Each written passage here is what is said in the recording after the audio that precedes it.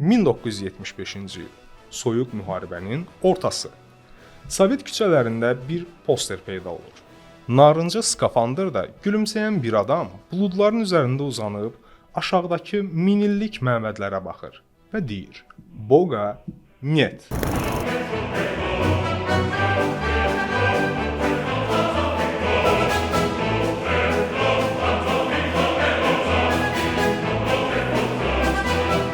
Bu sadəcə bir poster deyil.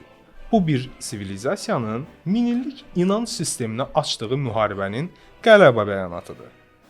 Bəzilərinə görə bu söz Qaqarinə məxsusdur. Niyə kosmonavtın duruşu bir mələyi xatırladır?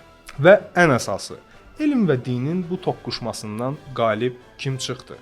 Bugünkü videoda biz Boga Net posterinin vizual kodlarına baxacağıq. 1961-ci il aprelin 12-si bəşəriyyət üçün hər şey dəyişdi, amma SSR üçün bu təkcə texnoloji uğur değildi. Həm də ən böyük ateizm təbliğatına bir fürsət idi. Bir yandan Nikita Xruşov dövrü dinə qarşı ən sərt hücumların dövrü idi.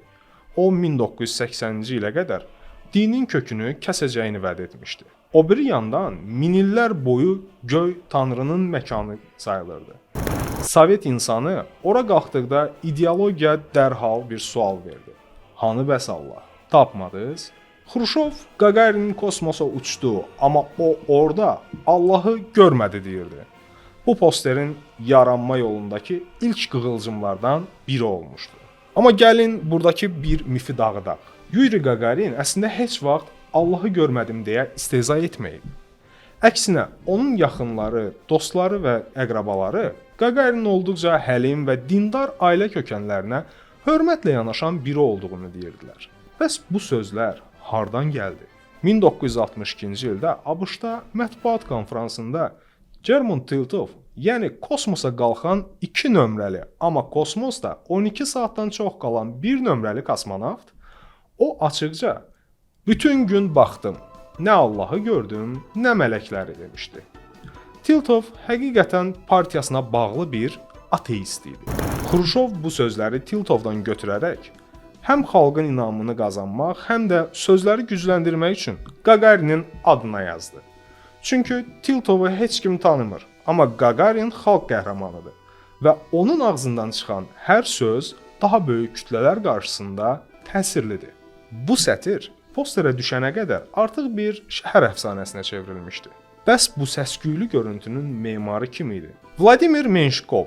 1933-cü il təvəllüdlü bu rəssam Sovet qrafika məktəbinin ən mahir ustalarından biri sayılırdı. Menshkovun posterlərdəki tərzi digər soyuq və sərt Sovet posterlərindən fərqlənirdi. O, ideologiyanı insanlaşdırmağı bacarırdı.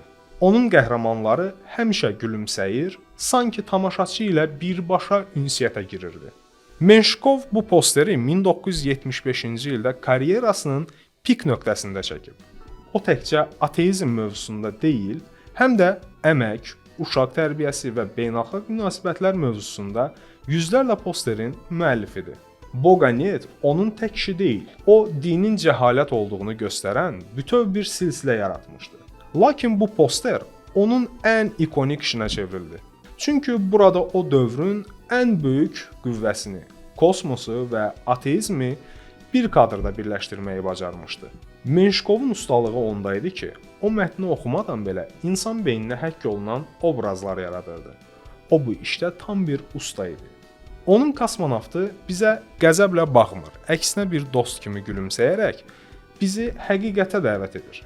İndi gəlin sənətşünas və semiyolog kimi baxaq. Bu poster niyə bu qədər güclüdür?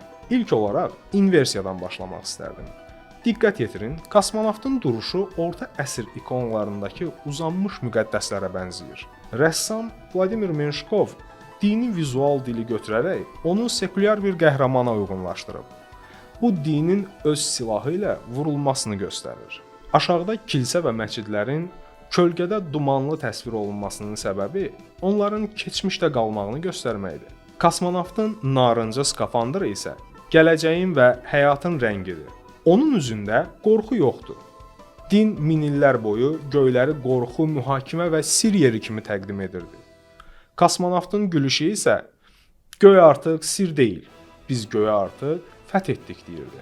Aşağıda həm xaç, həm də ayparanın görünməsi o deməkdir ki, bu poster təkcə xristianlığa və yaxud da ki, müsəlmanlığa aid deyil. Bu bütün dinlərə qarşı elmi ateizm manifestidir. 1975-ci ildən bu yana çox şey dəyişib. SSR dağıldı, amma bu poster bir mem kimi yaşamağa davam edir. Maraqlıdır ki, bu gün Rus kosmonavtları kosmosa çıxmazdan əvvəl keşiş tərəfindən xeyir-dua alırlar. Voganet posteri sadəcə bir təbliğat deyil, insanın öz gücünə olan hədsiz inamının simvoludur.